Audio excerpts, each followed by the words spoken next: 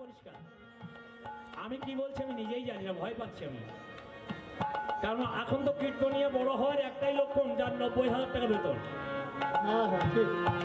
কেউ যদি ভ্যানে চেপে আসে তো কীর্তনিয়া ভালো না, কারণ টাকার দিকটা বিচার করে আপনারা যান। কিন্তু অনেক সময় দেখা যায় চুটে ইঁদুরে ঢোল কেটে বেরিয়ে যায়, সেটা কিন্তু খেয়াল করেন না। মহাপ্রভু বলেছেন ত্রিনাদ বিষ্ণুনিচন তরণীব সহিষ্ণুনা মানিন মানদেন কীর্তনীয় সদাহরি। কাউকে ছোট করবে না, কথা কিন্তু একই। কেউ একটু ঘুরিয়ে পিছিয়ে বলে, কেউ সানাই বাজাবে, কেউ ভ্যালবাসি বাজাবে। জয় নিতাই, এই তো কীর্তন। তবে জয় নিতাই শুনুন, তাতে দুঃখ নেই। তবে আমার বেলায় একটু জয়ের ধ্বনি দিতে আমি কেন বলছি, মরিচা ধরা লোহ পড়ে আছে পাশে চুম্বক, তা সেই চুম্বক দাঁড়িয়ে আছে, লোহকে আকর্ষণ করতে পারছে না। কেন? ওই লোহের গায়ে মরিচা আছে তাই। কিন্তু ওই লোহটাকে যদি হাতুড়ি দিয়ে পিটিয়ে পিটিয়ে ছড়িয়ে দেওয়া যায়, তাহলে দেখবেন মরিচা ঝরে যদি যায়, চুম্বকের গায়ে আকর্ষণ হতে পারে। যদি মরিচাগুলো সরে যায়, তাহলে দেখবেন সেই রকম বাড়ি মারতে হবে, তাহলে মরিচা সরে যাবে, চুম্বকের সঙ্গে আকর্ষণ হয়ে যাবে। তাই এখানে লোহকে ভক্ত, চুম্বককে গোবিন্দ, হাতুড়িকে আমাদের মতন কীর্তনিয়া। তো প্রথম থেকে তো আমি পেটানো শুরু করছি, এরপরেও যদি মরিচা সরে না যায়, তাহলে যে ওই যে ভক্ত আর ভগবানের মিলনটা কি করে হবে? তাহলে আমি হাতুড়ি দিয়ে পেটাতে থাকি, আর আপনারা যাকে ধরার তাকে ধরতে থাকুন, তাহলে তো টাকা উশিল হবে, নাহলে এত কিছু দেবেন কি করে? জয়নি তাই হরি বল। হ্যাঁ, আচ্ছা, মরিচা যে সরে গেছে কি করে জানবো? একটু জোরছে উলুধ্বনি হৃদয় হরি বল।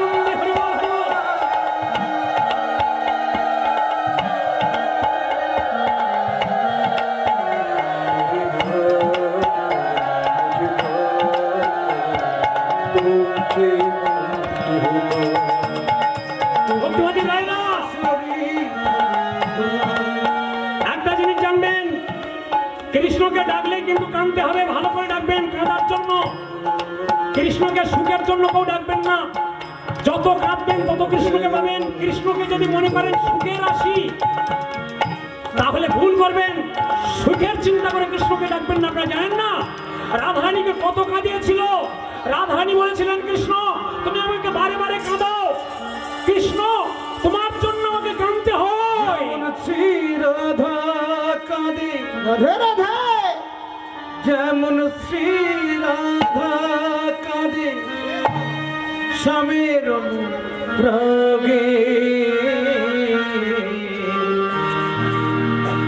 তেমনি করে কাঁদিয়া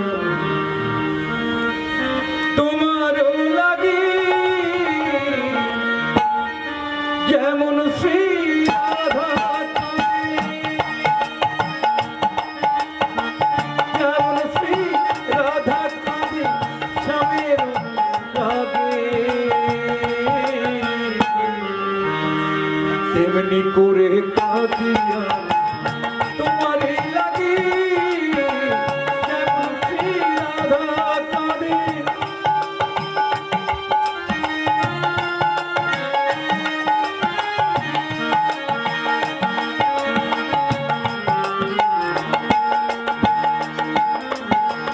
কোথায় আছে সে ঠিকানা বলতে কেউ পারে, কোথায় আছে সে নিশানা বলতে কেউ পারে। গোলক ধারাই মরছি ঘুরে, গোলক ধারাই মরছি ঘুরে, গহীন আধারে পথকে আমার দশার করে করেছি বিবাদী, তেমনি করে কাঁদিয়া তোমার লাগে, যেমন শ্রী রাধা কাঁদে স্বামীর লাগে, তেমনি করে কাঁদিয়া তোমার লাগে, যেমন শ্রী রাধা কাঁদে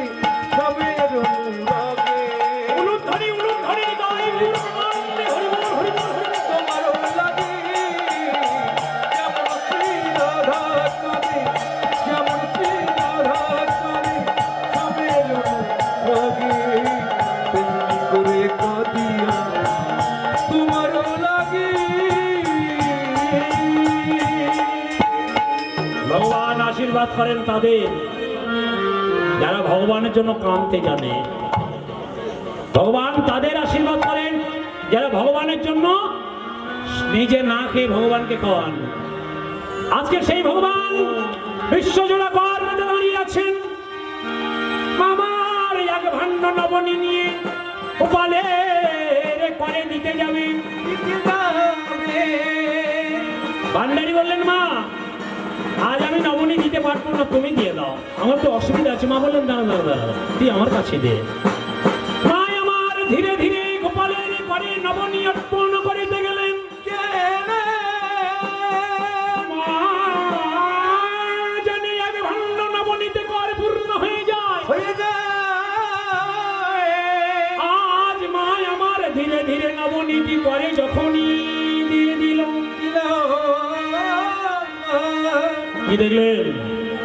পরের তলদেশে নবনীটা পড়ে আছে, একটা দাগ পড়ে গেল, পূর্ণ হলো না। কৃষ্ণ তাকিয়ে আছে মায়ের নয়ন পানে, মা তাকায় আছে কৃষ্ণের গড় পানে। মা ভাবছে এমন কেন হলো? ও মা, কি দেখছো? নবনী দাও মা, নবনী দাও মা, নবনী দাও, নবনী দাও মা, বড় ক্ষুধা লেগে গেছে, নবনী দাও, বড় ক্ষুধা লেগে গেছে, নবনী দাও মা, দেখো কত বেলা হলো, নবনী দাও, দেখো কত বেলা হলো, নবনী দাও মা। এই যে মা বলা, আর তো থাকতে পারছি না, বেলা গড়িয়ে গেছে, আমাকে নবনী দাও, আমি চলে যাবো, আর কখন যাবো? মা বলছে, ওরে দাঁড়া দাঁড়া, এক ভাণ্ড নবনীতে পূর্ণ হয়নি, দেখছি। ভান্ডারী, ভান্ডারী বুঝে গেছে সমস্যাটা বেঁধে গেছে। প্রতিদিন এক ভাণ্ড নবনীতে পূর্ণ হয়, আজ যখন হয়নি ব্যাপারটা এক জায়গায় ঘটবে। আচ্ছা, আমাকে দেখতে হবে। মা, আমি তো দাঁড়িয়ে, ও ভান্ডারী, আর এক ভাণ্ড নবনী আনো, যাও। আগে তো নেচে নেচে যাচ্ছিলেন, এবার গতিটা একটু বাড়িয়ে দিতে হয়েছে, নাচার সময় নেই। ছুটিয়া ছুটিয়া আজি ননি আনতে যায়, ছুটিয়া ছুটিয়া আজি ননি আনতে যায়, ছুটিয়া ছুটিয়া আজি ননি আনতে যায়, ছুটিয়া ছুটিয়া আজি ননি আনতে যায়। ভান্ডারের কাছে এসে দাঁড়াইয়া রয়, ভান্ডারের কাছে এসে দাঁড়াইয়া রয়। ইতি খুঁজিছে, ইতি খুঁজিছে, ইতি খুঁজিছে, ইতি খুঁজিছে, কোথা কৃষ্ণ পাবো বলে ইতি খুঁজিছে, কোথা কৃষ্ণ পাবো বলে ইতি খুঁজিছে। তিলকমালাই সাজিয়ে দিও, যেদিন চলে যাব, মধুমাখা কৃষ্ণ নামে প্রাণটা জুড়াবে সেদিন।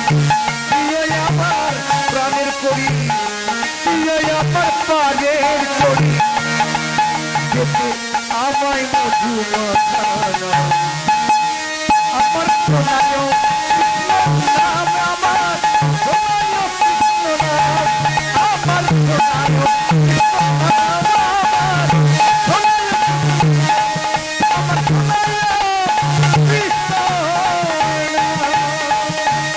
ভক্তিমতী মায়েরা যারই সন্তান কৃষ্ণ নাম শোনাবেন, তাহলে সুখের পথ দেখতে পারবে। এমন করে ভাগবতী অনুষ্ঠানে যে টাকা দেবেন, টাকা সঙ্গেই যায়। কোথায় দিলে? মহাতি হরিবাসরে যদি কেউ টাকা দান করে, 1 টাকা দান করলেও তার টাকা বিফলে যায় না, তার চরণে পৌঁছে যায়। রাধেশ্যাম। আজকের ভগবান আমার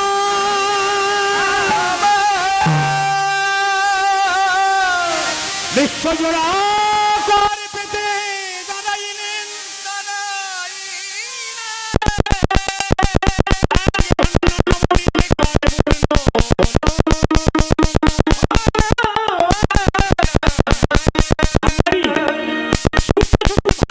চলে গেলেন, আরেক ভাণ্ড নবনী নিয়ে এলেন। আগে তো ধীরে ধীরে দিয়েছিলেন, এবার নবনী এনে মায়ের একটু রাগ হয়ে গেছে। ভক্তিমতী মায়েরা, আপনাদের সন্তান যদি একটু বেশি খেতে চায়, আপনারা কি করেন? বাড়ি নাই সেখানে আছে গো, চলিত নাই সেখানে আছে গো, একদিন বাড়ি নাই সেখানে আছে গো, একদিন বাড়ি নাই সেখানে আছে গো। এই যাইয়ে ও মা, বলতো আমার বড় ক্ষুধা পেয়েছে, আমি চলে যাবো, আমার কর পূর্ণ। আচ্ছা মা, তুমি তো বলেছিলে আমার কর পূর্ণ করে দেবে। আমি তোমাকে বলতে বলি, সুযোগে সদ্ব্যবহার করছে। আমি কি তোমার বলেছিলাম তোমার কর পূর্ণ করে দাও, তখন তো 1 ঘন্টা নবনীত হয়ে যেত। তা তুমি তো বলেছো আমার কর পূর্ণ করে দেবে, দাও। দেরি করছো কেন? চলে যাবো, বেলা অনেক হয়ে যাচ্ছে। আচ্ছা দাঁড়া দাঁড়া, তখন বলে অন্যায় করেছে, আমি দিচ্ছি। ভান্ডারি যাও, ভান্ডে যত নবনী আছে সব নবনী অর্পণ করে দাও, দেখি কর পূর্ণ হয় কি না হয়। অহংকারটা কিন্তু আর বেড়ে গেল। যত নবনী তা কি করলেন? 1 ভাণ্ড, 2 ভাণ্ড, এমন করে 3 ভাণ্ড, এমন করে 4 ভাণ্ড, এমন করে 5 ভাণ্ড, এমন করে 6 ভাণ্ড, এমন করে 7ম ভাণ্ড নবনী গোপালের ঘরে অর্পণ করলেন। মায়ের ভাণ্ডার নবনী আছে? আর নেই, 7ম ভাণ্ড নবনী ছিল। এবার সব দিয়ে দেখছে কি জানেন? সেখানেই আছে ভাই, সেখানেই আছে ভাই, এক দিন পারে নাই, সেখানেই আছে ভাই, এক দিন পারে নাই, সেখানেই আছে ভাই, এক দিন পারে নাই, সেখানেই আছে ভাই, এক দিন পারে নাই, সেখানেই আছে ভাই। হবে বা কেন গা, হবে বা কেন গা, হবে বা কেন গা, হবে বা কেন গা, নয়ন বিন্দু না দিলে হবে বা কেন গা, নয়ন বিন্দু না দিলে হবে বা কেন গা, নয়ন বিন্দু না দিলে হবে বা কেন গা, নয়ন বিন্দু না দিলে হবে কৃষ্ণ চরণে মতি রেখে, আমি কৃষ্ণ চরণে মতি রেখে, কৃষ্ণ চরণে মতি রেখে, কৃষ্ণ চরণে মতি রেখে, হবে বা কেন গা। পদকর্তা উদ্ধব দাস বললেন, হবে কেন? নয়ন বিন্দু না দিলে তো পূর্ণ হয় না, তোমার তো অহংকার। এবার গোপাল চিন্তা করছে মায়ের ভান্ডার নবনী নাই। মায়ের কাছে জোর করে এসে ধরেছে, মা আমায় নবনী দিতে হবে। খুব জড়াজড়ি করছে, কেন আর তো নবনী আর দিতে পারবে না।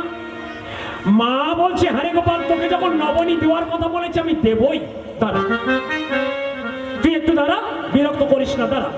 ভান্ডারি, আচ্ছা মা আমি তো দাঁড়িয়ে। বললে, ভান্ডারি শোনো, আমার গোপাল জ্বালতন করছে, নবনী পূর্ণ করে দেওয়ার কথা দিইনি বলে, তুমি একটা কাজ করো, গৌলাপাড়ায় যাও। গৌলাপাড়ায় যে যত নবনী আছে, যত নবনী আছে সব নবনী সঙ্গে করে নিয়ে চলে এসো, সব নবনী গোপালের করে অর্পণ করো, দেখি কর পূর্ণ হয় কি না হয়। অহংকারটা ঠিক রেখে দিয়েছে, দেখি পূর্ণ হয় কি না হয়, যাও।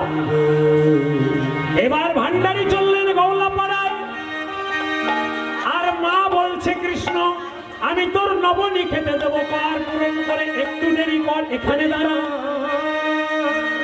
মা কোথায় গেলেন? মা মনে মনে চিন্তা করছে, এত নবনী দিলাম পূর্ণ হলো না, মনে হয় উপদেওয়ায় পেয়েছে, উপদেওয়ায় পেয়েছে, উপদেওয়ায় পেয়েছে, উপদেওয়ায় পেয়েছে, নইলে এমন হবে কেন, উপদেওয়ায় পেয়েছে, নইলে এমন হবে কেন, উপদেওয়ায় পেয়েছে। ভক্তিমতী মায়েরা উপদেওয়া মানে জানেন? ছেলেরা যখন বেশি খায়, ভুঁড়ি ডাবুর মতন হয়ে যায়, আপনাদের কি মনে হয় ভুতে পেয়েছে? তা আপনারা কোথায় যান? ডাক্তার, কবিরাজ, বদ্যি এইসবের কাছে চলে যান তো, হ্যাঁ চলে যান তো, ডাক্তার, কবিরাজ, বৈদ্য এইসব জায়গায় তো চলে যান। মা কোথায় গেলেন? কৃষ্ণ নাকি গৌরী আরাধিয়া ধন। এসব কথা বলবো কখন? সারাদিন যদি কীর্তন করি এসব কথা বলার শেষ হয় না। এখানে একটা লম্বা পথ বেরিয়ে গেছে, গৌরী আরাধিয়া ধন। কি করে হলো? ভক্তিমতী মায়েরা, সে সময় আর নেই, তবে জয়নিতাই একটু আপনাদের ছোট্ট করে বলি, কৃষ্ণ নাকি গৌরী আরাধিয়া ধন। সে যুগে ধরাদ্র অতি গরিব ব্রাহ্মণ, জানেন কৃষ্ণকে আরাধনা করে কোলে পেয়েছিলেন, ধরাদ্র গরিব ব্রাহ্মণ ছিল। আচ্ছা আপনাদের কাছে এই দিকটাই যাই, জানেন মা গোষ্ঠলী যত সবসময় হয়, আমি গেলে কিন্তু এই দিকটা ছেড়ে দিচ্ছি, রাগ করবেন না কিন্তু, সব দিকই ভালো। কৃষ্ণ তো চিনের পুতুল, যেখানে চাকবেন সেখানে মিষ্টি লাগে। তা কৃষ্ণ নাকি গৌরী আরাধিয়া ধন, তাই মা সর্বপ্রথম গৌরী মন্দিরে গিয়ে বলেছিলেন, প্রভু তোমার দেওয়াল আমার গোপাল, বলো বলো ঠাকুর কিবা হলো আমার গোপালে, আজি গোপালের কেন এমন হলো? গৌরী মন্দিরে গিয়ে দাঁড়িয়েছে, গঙ্গা জল বিল্লপত্র তুলসী নিয়ে সবে ঠাকুরের চরণে যেতে যাবে। ওম শিবায় নমঃ। ওম শিবায় নমঃ। ওম শিবায়।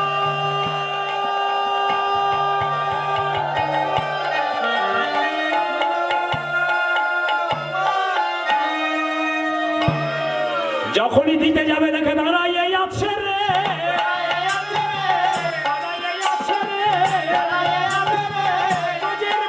কৃষ্ণ ললিত ত্রিভঙ্গ খাবে আছে রে, সেবা দাও বলি দাঁড়াই আছে রে, আমি তোমার বাপের ঠাকুর।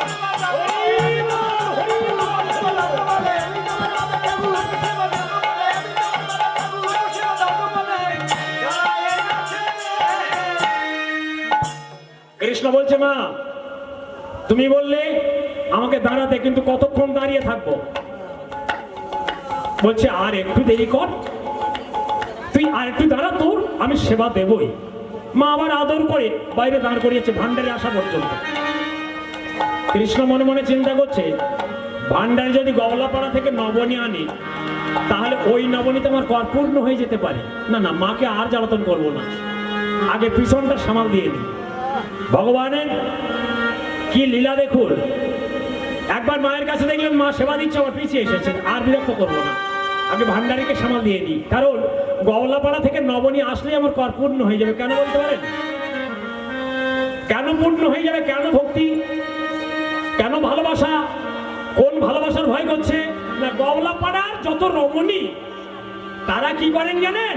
প্রতিদিন প্রভাতকালে দধিমন্তন করে, হরে কৃষ্ণ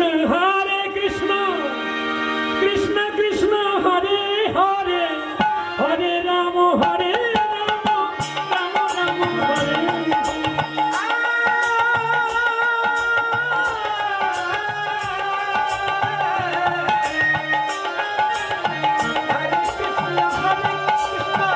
উলুধ্বনি উলুধ্বনি।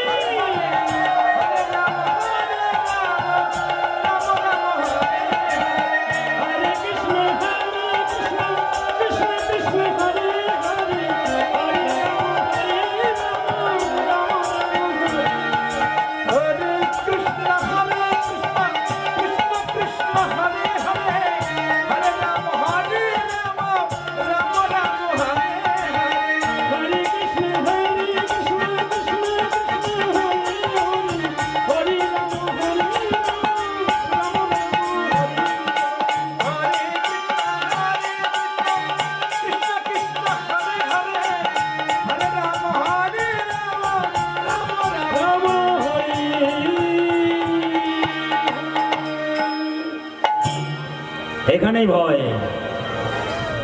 এখানেই ভয়। কি হলো না? তারা প্রতিদিন সকালে দধিমন্তন করে কৃষ্ণ নাম দিয়ে। এই কৃষ্ণ নাম দিয়ে দধিমন্তন করায় এই নবনী তাচ্ছিল্য করার ক্ষমতা ভগবানের নেই। তা ওই নবনী যদি এসে যায় তাহলে কর্পূর্ণ হয়ে যাবে। তা ভগবান কি করলেন? যোগমায়াকে রেখেছিলেন, যোগমায়া গওলাপাড়ায় যত নবনী আছে ভান্ডারে আগে যে সব হরণ করে নাও, যেন একদিন নবনী না পায়। ভান্ডারে তাই যাওয়ার আগে দেখলেন সব নবনী নিয়ে চলে গেছে, শুধু হাতে ফিরে এলেন। আর ভান্ডারি যখন এসেছে নবনী নাই, মাকে জানালেন, মা আমি এখনো নবনী পাইনি। মা আমার গৌরী মন্দিরে আবার গেলেন, হে ভগবান তোমার জয় আমার গোপাল, বলো বলো কি হয়েছে, বলো কি হয়েছে, কেন বলো ঠাকুর, বলো বলো কি হয়েছে,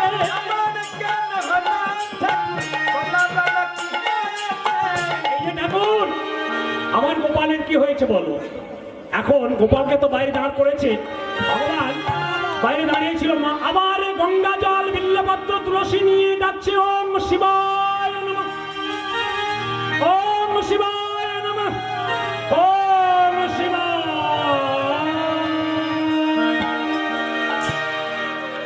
আগে তো নিচে দাঁড়িয়েছিল, এবার গৌরী মস্তকের উপর পা দিয়ে দাঁড়িয়েছে।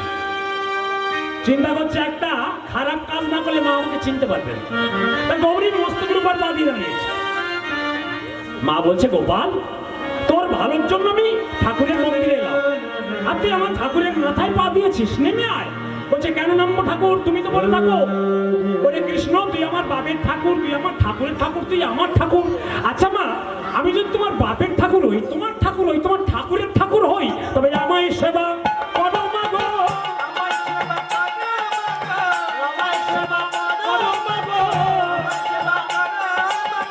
আমি তোমার বাপের ঠাকুর, আমায় সেবা করো মা গো। তোমার বাপের ঠাকুর, আমায় সেবা করো মা গো। ছেলেরা যখন দুষ্টুমি করে মায়েরা এমন বলেই থাকে, তাই বলে ঠাকুরের মাথায় উঠতে হবে। তারা দেখাচ্ছি, কানটা ধরে টানতে টানতে নিয়ে এসেছে। নিয়ে কি করেছে জানেন? ঘরের মধ্যে কপাট দিয়ে দিয়েছে। এখানে দেখি কেমন করে আসিস। ভগবান, ভগবানকে কেউ কি কপাট দিয়ে রাখতে পারে? মা বহির জগতের কপাটটা খুলে দিয়ে এবার মন্দিরে যে অন্তর জগতের কপাট খুলে দিয়েছে। হে কৃষ্ণ করুণা সিন্ধু দীনবন্ধু জগৎপতি গোপীশা গোপিকা কান্ত রাধা কান্ত নমস্তে। কৃষ্ণ দয়াময়, কৃষ্ণ দয়াময়, কৃষ্ণ